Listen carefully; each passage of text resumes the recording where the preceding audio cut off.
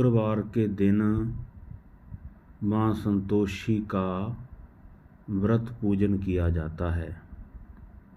आइए जानें शुक्रवार के दिन की जाने वाली संतोषी माता व्रत कथा। एक बुढ़िया थी, उसके 7 बेटे थे। 6 कमाने वाले थे, जबकि एक निकम्मा था। बुढ़िया 6 बेटों की रसोई बनाती, भोजन कराती और उनसे जो कुछ जूठन बचती वह 7वें को दे देती। एक दिन वह पत्नी से बोला, देखो मेरी माँ को मुझ पर कितना प्रेम है। वह बोली, क्यों नहीं, सबका जूठा जो तुम्हें खिलाती है।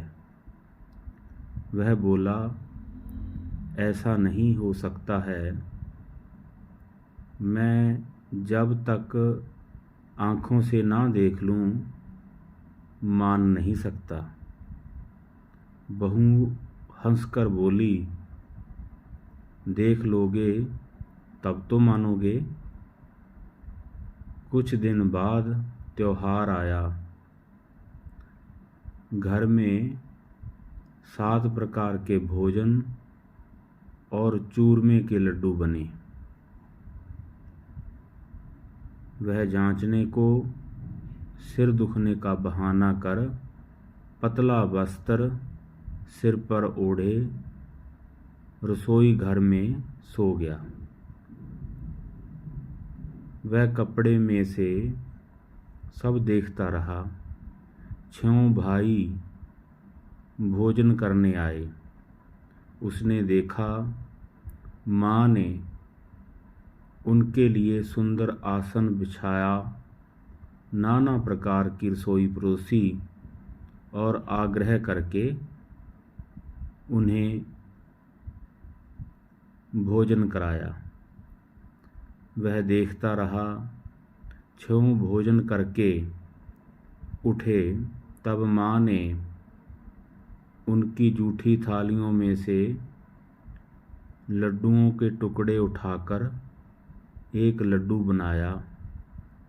जूठन साफ कर बूढ़ी माँ ने उसे पुकारा, बेटा 6 भाई भोजन कर गए, अब तू ही बाकी है, उठ, तू कब तक खाएगा। वह कहने लगा, माँ मुझे भोजन नहीं करना, मैं अब प्रदेश जा रहा हूँ। माँ ने कहा, कल जाता हो तो आज चला जा। वह बोला, आज ही जा रहा हूँ।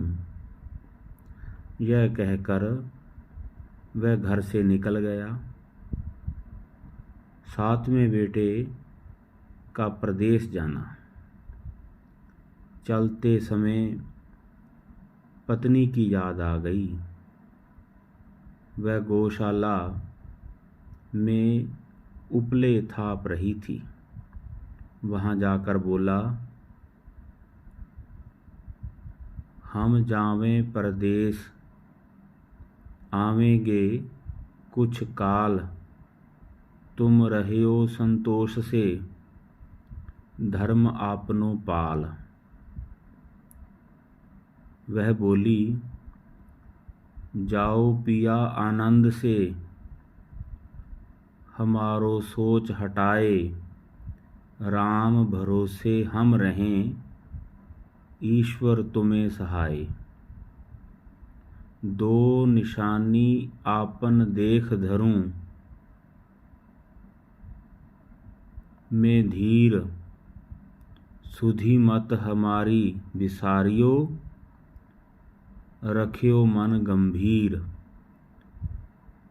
वह बोला, मेरे पास तो कुछ नहीं, यह अंगूठी है सो ले, और अपनी कुछ निशानी मुझे दे। वह बोली, मेरे पास क्या है, यह गोबर भरा हाथ है। यह कहकर उसकी पीठ पर गोबर के हाथ की थाप मार दी। वह चल दिया। चलते चलते दूर देश पहुंचा। प्रदेश में नौकरी। वहाँ एक साहूकार की दुकान थी। वहाँ जाकर कहने लगा, भाई मुझे नौकरी पर रख लो। साहूकार को ज़रूरत थी। वह बोला, रह जा। लड़के ने पूछा, तनख्वाह क्या दोगे? साहूकार ने कहा, काम देखकर दाम मिलेंगे। साहूकार की नौकरी मिली। वह सुबह 7 बजे से 10 बजे तक नौकरी बजाने लगा। कुछ दिनों में दुकान का सारा लेन देन, हिसाब किताब, ग्राहकों को माल बेचना, सारा काम करने लगा। साहूकार के 7-8 नौकर थे। वे सब चक्कर खाने लगे। यह तो बहुत होशियार बन गया। सेठ ने भी काम देखा और 3 महीने में ही उसे आधे मुनाफे का हिस्सेदार बना लिया। वह कुछ वर्ष में ही नामी सेठ बन गया और मालिक सारा कारोबार उस पर छोड़कर चला गया। पति की अनुपस्थिति में सास का अत्याचार। इधर उसकी पत्नी को सास ससुर दुख देने लगे। सारी गृहस्थी का काम करा के उसे लकड़ी लेने जंगल में भेजते। इस बीच घर के आटे से जो भूसी निकलती उसकी रोटी बनाकर रख दी जाती और फूटे नारियल की नरोली में पानी। एक दिन वह लकड़ी लेने जा रही थी। रास्ते में बहुत सी स्त्रियां संतोषी माता का व्रत करती दिखाई दीं। संतोषी माता का व्रत। वह वहाँ खड़ी होकर कथा सुनने लगी और पूछा, बहनों, तुम किस देवता का व्रत करती हो और उसके करने से क्या फल मिलता है? यदि तुम इस व्रत का विधान मुझे समझाकर कहोगे तो मैं तुम्हारा बड़ा एहसान मानूंगी। तब उनमें से एक स्त्री बोली, सुनो, यह संतोषी माता का व्रत है। इसके करने से निर्धनता, दरिद्रता का नाश होता है और जो कुछ मन में कामना है सब संतोषी माता की कृपा से पूरी हो जाती है। तब उसने उससे व्रत की विधि पूछी। संतोषी माता व्रत विधि। वह भक्तिनी स्त्री बोली, सवा आने का गुड़ चना लेना, इच्छा हो तो 5.25 आने का लेना या 1.25 रुपये का भी सहूलियत के अनुसार लाना। बिना परेशानी और श्रद्धा व प्रेम से जितना भी बन पड़े सवाया लेना। प्रत्येक शुक्रवार को निराहार रहकर कथा सुनना। इसके बीच क्रम टूटे नहीं। लगातार नियम पालन करना। सुनने वाला कोई ना मिले, सुनाने वाला कोई ना मिले तो घी का दीपक जला उसके आगे जल के पात्र को सामने रख के कथा कहना। जब कार्य सिद्ध ना हो तो नियम का पालन करना और कार्य सिद्ध हो जाने पर व्रत का अध्यापन करना। 3 मास में माता फल पूरा करती है। यदि किसी के ग्रह खोटे भी हों तो भी माता वर्ष भर में कार्य सिद्ध करती है। फल सिद्ध होने पर अध्यापन करना चाहिए, बीच में नहीं। अध्यापन में 2.5 सेर आटे का खाजा तथा उसी परिणाम से खीर तथा चने का साग करना। 8 लड़कों को भोजन कराना। यहाँ तक मिले देवर जेठ भाई बंधु हों, भाई बंधु के हों, ना मिले तो रिश्तेदार और पास पड़ोसियों को बुलाना। उन्हें भोजन करा यथा शक्ति दक्षिणा दे माता का नियम पूरा करना। उस दिन घर में खटाई ना खाना। यह सुन बुढ़िया के लड़के की बहू चली गई। व्रत का प्रण करना और माँ संतोषी का दर्शन देना।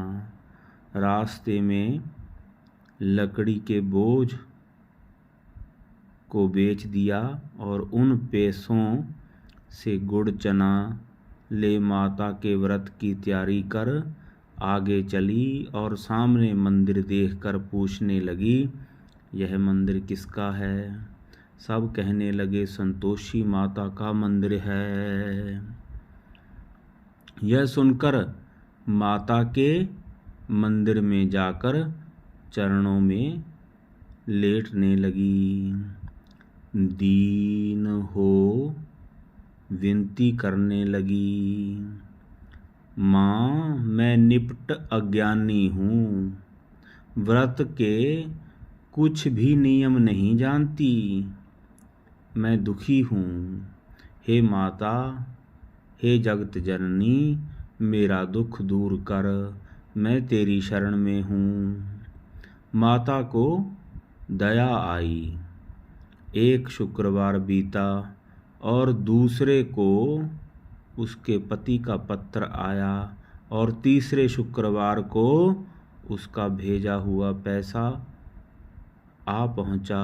यह देख जेठ जेठानी मुंह सिकोड़ने लगे, लड़के ताने देने लगे, काकी के पास पत्र आने लगे, रुपया आने लगा। अब तो काकी की खातिर बढ़ेगी। बेचारी सरलता से कहती, भया कागज आवे रुपया आवे, हम सब के लिए अच्छा है। ऐसा कहकर आंखों में आंसू भरकर संतोषी माता के मंदिर में आ मातेश्वरी के चरणों में गिरकर रोने लगी। माँ, मैंने तुमसे पैसा कब मांगा है? मुझे पैसे से क्या काम है? मुझे तो अपना सुहाग चाहिए। मुझे तो अपने सुहाग से काम है।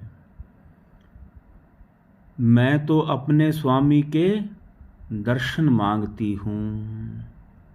तब माता ने प्रसन्न होकर कहा, जा बेटी, तेरा स्वामी आएगा। यह सुनकर खुशी से बावली होकर घर में जा काम करने लगी।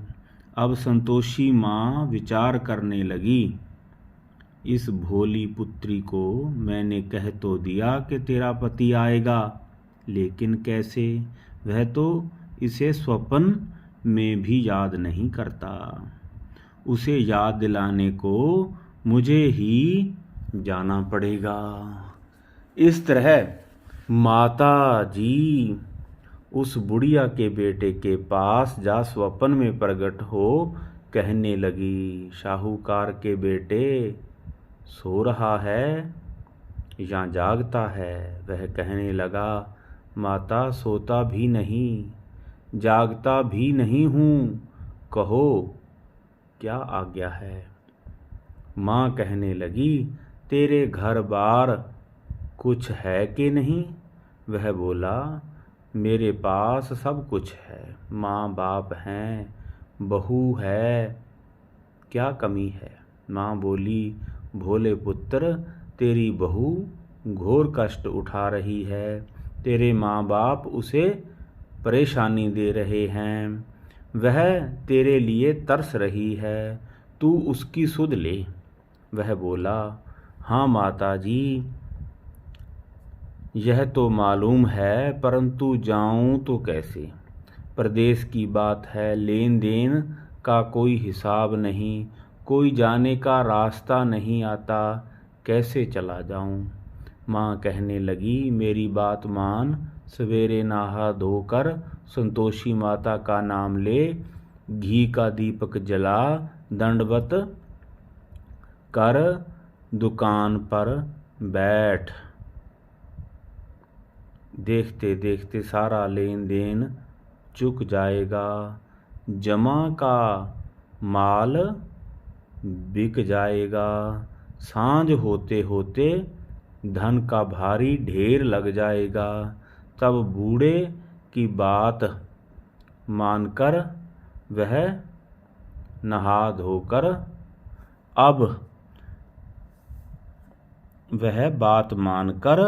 नहा धोकर संतोषी माता को दंडवत घी का दीपक जला दुकान पर जा बैठा। थोड़ी देर में देने वाले रुपया लाने लगे, लेने वाले हिसाब लेने लगे। कोठे में भरे सामान के खरीदार नकद दाम दे सौदा करने लगे। शाम तक धन का भारी ढेर लग गया। मन में माता का नाम ले, चमत्कार देख प्रसन्न हो घर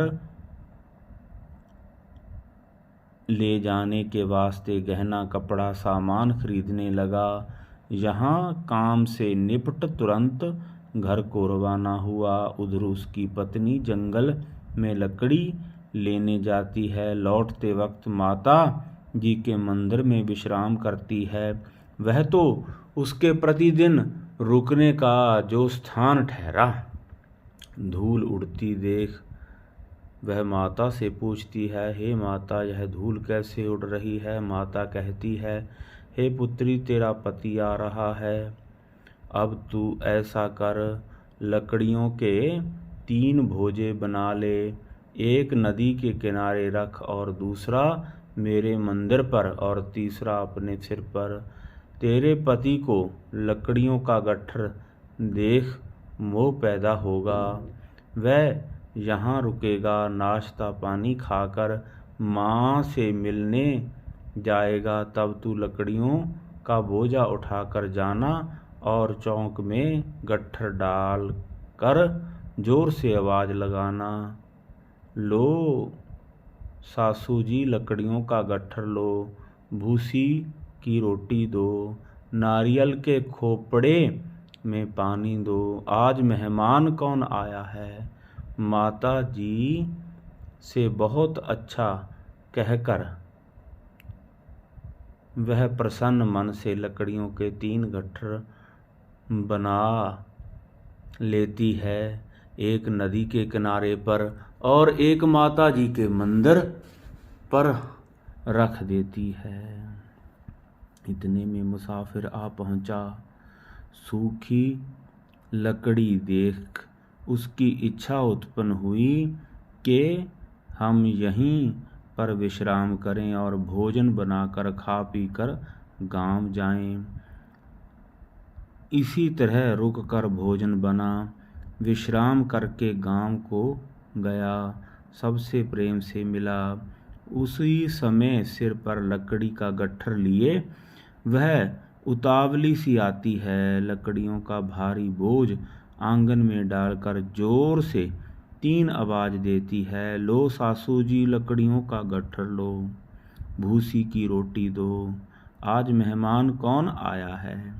यह सुनकर उसकी सास बाहर आकर अपने दिए हुए कष्टों को भुलाने हेतु कहती है, बहू ऐसा क्यों कहती है, तेरा मालिक ही तो आया है, आ बैठ, मीठा भात खा, भोजन कर, कपड़े गहने पहन।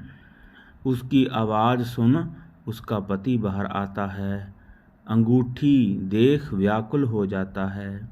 माँ से पूछता है, माँ यह कौन है। माँ बोली, बेटा यह तेरी बहू है, जब से तू गया है तब से सारे गांव में भटकती फिरती है, घर का काम काज कुछ करती नहीं, 4 पहर आकर खा जाती है। वह बोला, ठीक है माँ, मैंने इसे भी देखा और तुम्हें भी। अब दूसरे घर की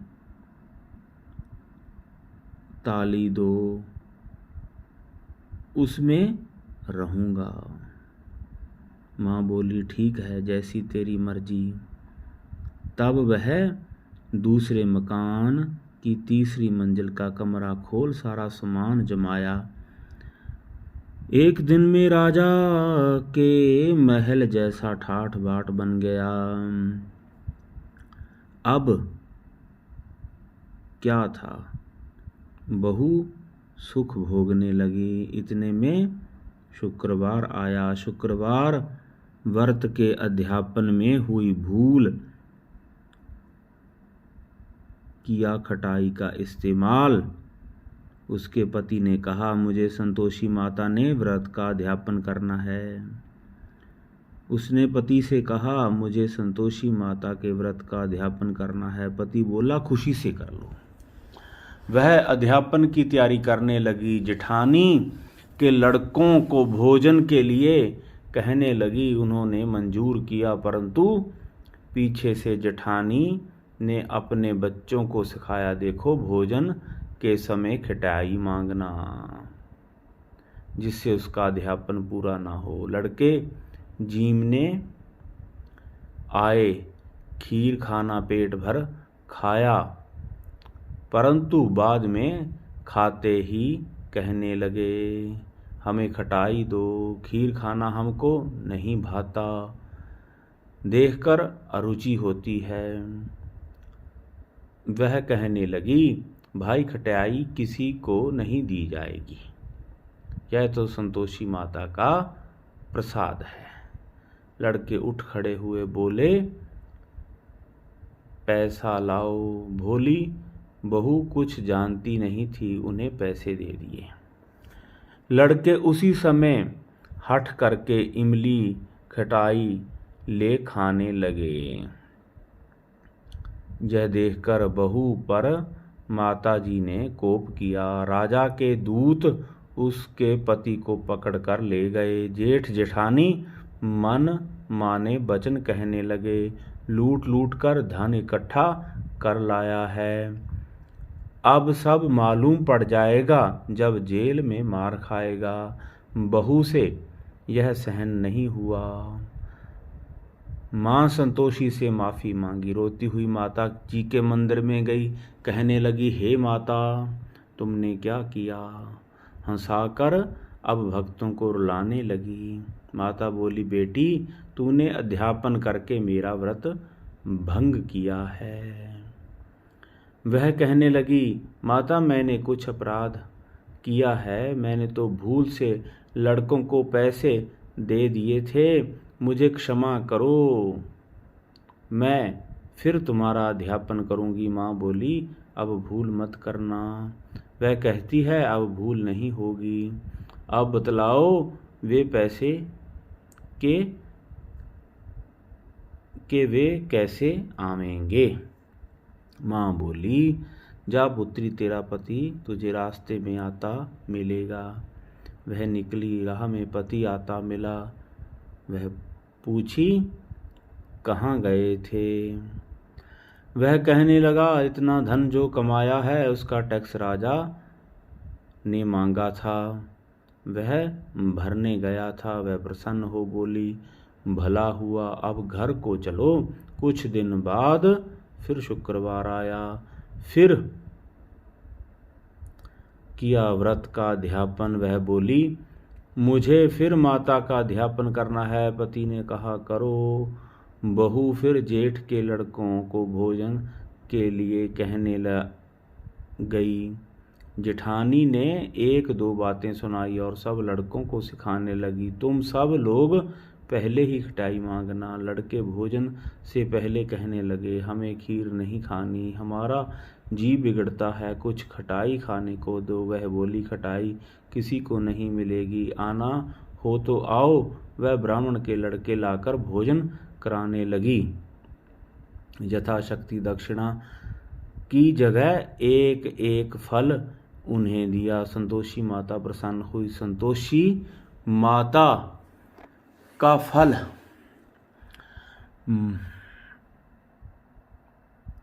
माता की कृपा होते ही 9वें मास में उसके चंद्रमा के समान सुंदर पुत्र हुआ। पुत्र को पाकर प्रतिदिन माता जी के मंदिर को जाने लगी। माँ ने सोचा, यह रोज आती है, आज क्यों ना इसके घर चलूं। यह विचार कर माता ने भयानक रूप बनाया। गुड़ चने से सनामुख, ऊपर सुंड के समान होंठ, उस पर मक्खियां भिन भिन कर रही थीं। देहली पर पैर रखते ही उसकी सांस चलाई। देखो री, कोई चुड़ैल डाकिन चली आ रही है, लड़कों इसे भगाओ, नहीं तो किसी को खा जाएगी। लड़के भागने लगे, चिल्लाकर खिड़की बंद करने लगे। बहू रोशनदान में देख रही थी। प्रसन्नता से पगली बन चिल्लाने लगी, आज मेरी माता जी मेरे घर आई है। वह बच्चे को दूध पीने से हटाती है। इतने में सास का क्रोध फट जाता है। वह बोली, क्या उतावली हुई है, बच्चे को पटक दिया। इतने में माँ के प्रताप से लड़के ही लड़के नजर आने लगे। वह बोली, माँ, मैं जिसका व्रत करती हूँ यह संतोषी माता है। सबने माता जी के चरण पकड़ लिए और विनती कर कहने लगे, हे माता, हम मूर्ख हैं, अज्ञानी हैं, तुम्हारे व्रत की विधि हम नहीं जानते। व्रत भंग कर हमने बड़ा अपराध किया है। जग माता, आप हमारा अपराध क्षमा करें। इस प्रकार बहू से प्रसन्न होकर जैसा फल दिया वैसा माता सबको दे। इसे पढ़ें, इसका जो भी इसे पढ़े, जो भी इसे सुने, उसका मनोरथ पूर्ण हो। बोलो संतोषी माता जी की जय। जय जय संतोषी माता। बोलो जय माँ संतोषी। बोलो जय माता संतोषी देवी। बोलो संतोषी माता की जय। जय जय जयकार, जय जयकार, जय जयकार, जय संतोषी माता।